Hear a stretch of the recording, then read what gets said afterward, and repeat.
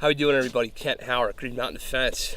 Kind of a public service announcement, and just kind of a general, one of those things that occurred to me today, and I thought I would just come out quick, do this a little bit off the cuff. If you're in our audience, if you're watching our videos, if you're looking us up, if you're following our Facebook, whatever you're doing, chances are you're probably a gun person. You probably carry. And you probably train and you probably shoot a lot. So I'm going to ask you a question. What gun are you carrying, or did you carry today? Okay, now that you've answered that question, let me ask you a separate question. When is the last time you put rounds out of that gun? Not a gun, not when's the last time you trained, not when's the last time you went out and shot, not when's the last time you went out and did a video. When is the last time that you came out and you put out rounds with that gun?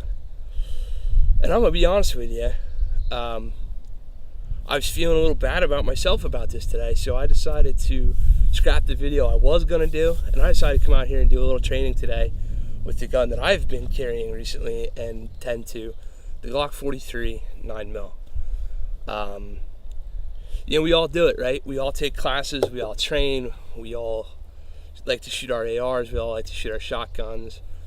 We go to classes with a big old G19 and, run a gun with a red dot on it. We do all this stuff.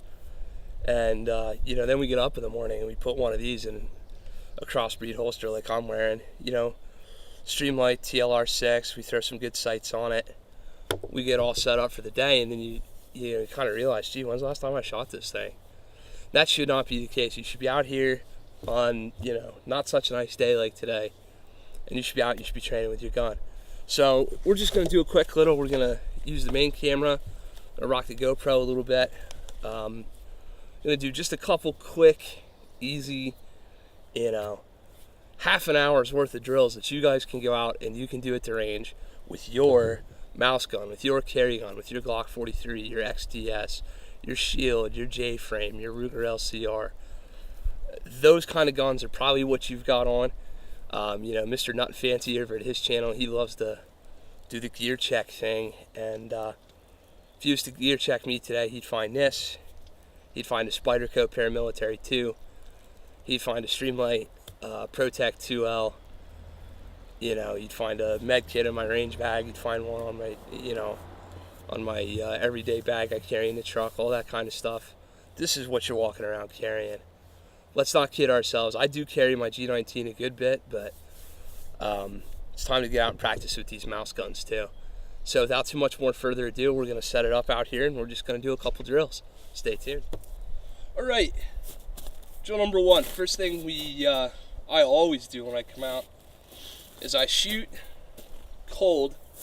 Have not shot a round today at all, and I'm going to do seven rounds in the gun. I'm 7 times.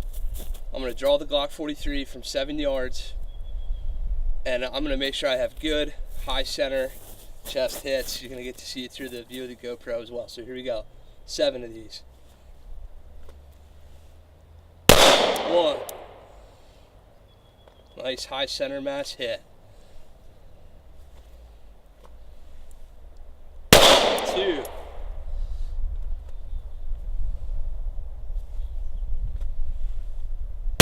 3.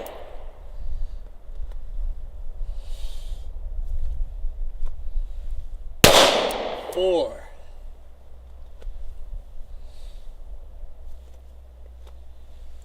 5.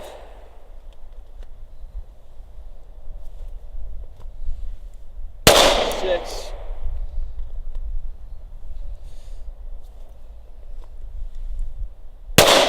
7 to close it out.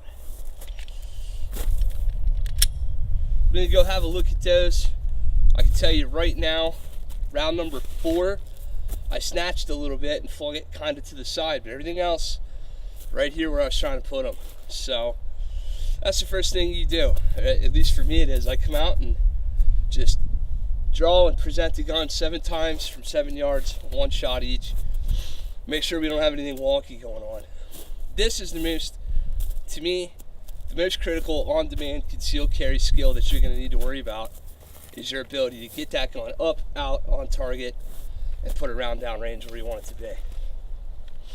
Let's go see what they look like down at 7 yards. Let's grab the camera and head there. Alright, I'm solo today, but you can see here we have, there's the one I flinched on, or snatched, or whatever you want to say. I also snatched the second one I wasn't aware of up there in the, I mean, that worked out, but that's not really what we were shooting for.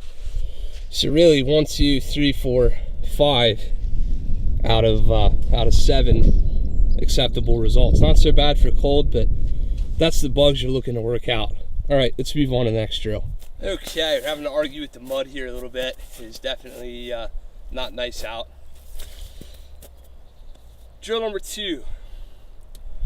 Guys have different variations of this. They call it the one-hole drill or the walk-back drill, etc. What I'm really going to work on is I'm going to work on here at 3 yards.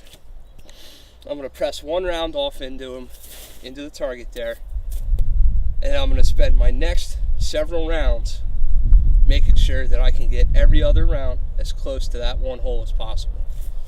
So we're going to make sure our handy dandy GoPro is fired up, and it is, and we're just going to come out of the holster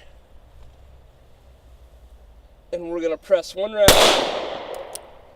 and we're going to assess where we put that round, and we're going to use that round as our point of aim for our next several rounds.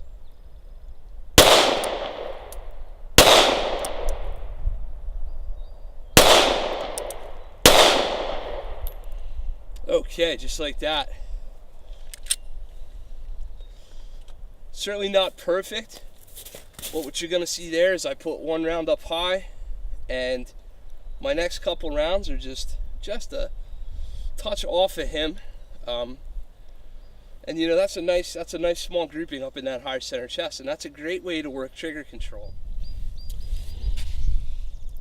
Just like I said, try to shoot a nice small group with that same point of aim up close.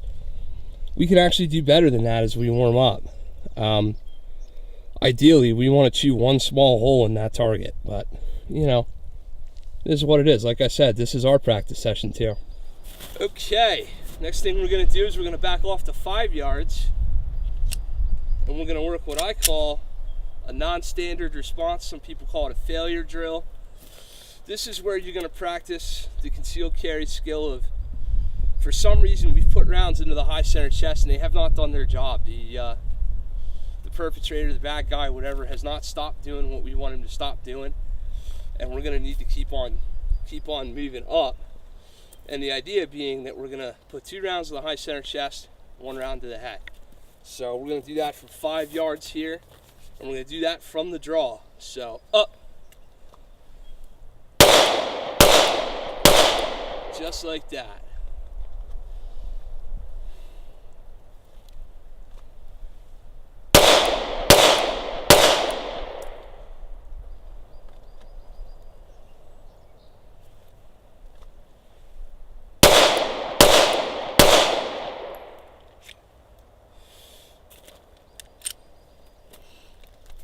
Right, we're going to do 3 more kind of quick ones. It's raining on us, we don't want to ruin our nice camera equipment out here. But these 3, I think, nobody does nearly enough of this, so we're just going to put some on video. Malfunction clearances. My first round has a dummy round in it. It's going to simulate a failure to fire. The solution to that is going to be tap, rack, and assess. So what you're going to see me do is at some point this pistol is going to fail to fire, tap, rack, assess, and I'm going to decide to put a round on target. So we're going to work our way to the gun. We're going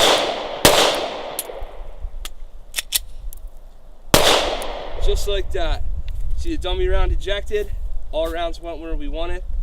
So we tap, we rack, and we assess, then we fire.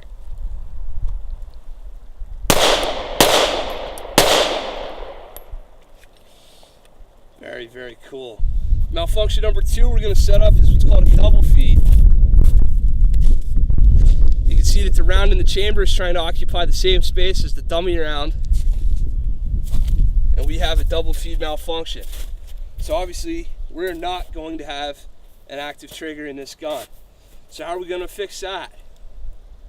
Well, press, we have no trigger. A couple ways you can think of this. Basically for me, get everything out of the gun, put fresh ammo in the gun, and back to business. So what we're going to do is we're going to tap and rack, and we're going to get nothing. Tap, rack. Now we're going to strip, rack, reload, rack, and now we have a round on target. Right, I'm going to show you that sped up now. See, we have the same malfunction stage. Now that we've demonstrated, we're going to move just a little bit quicker. We're going to full speed now.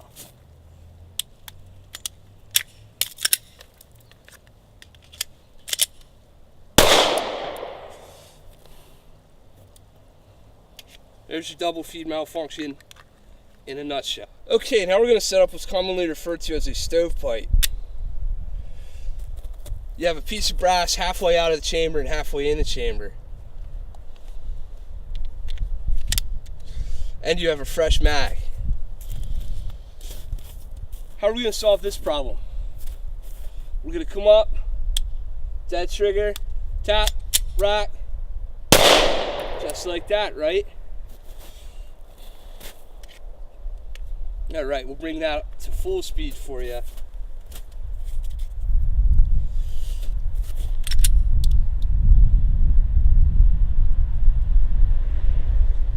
Just so you can see what we're trying to demo.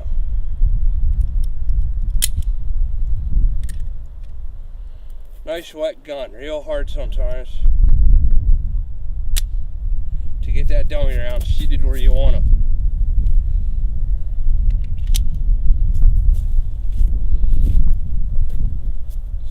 Full speed this time, so we're gonna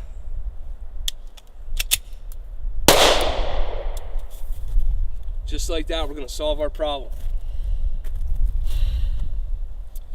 If you can work the double feed malfunction, the stovepipe malfunction, and the failure to fire malfunction into your regular training routine, you'll be way better off for it.